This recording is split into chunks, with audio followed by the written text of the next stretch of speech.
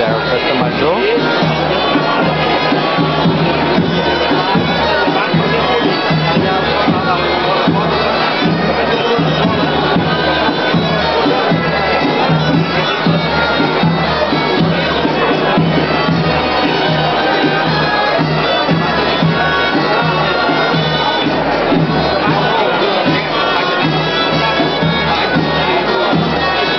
Earlier today, here in the afternoon, we watched Human Terrace here in the same town. Look at this. And then moving over to some more modern movements, apparently.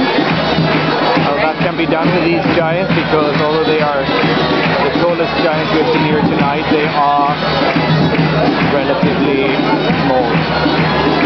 So it's lighter and easier to move them around, of course. But what I wanted to say is that we have seen Human Terrace earlier, and after this we'll follow by the Diablas and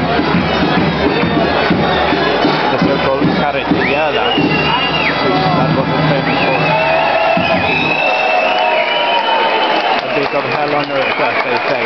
So we are in Larboc, Panades, Catalonia 2011.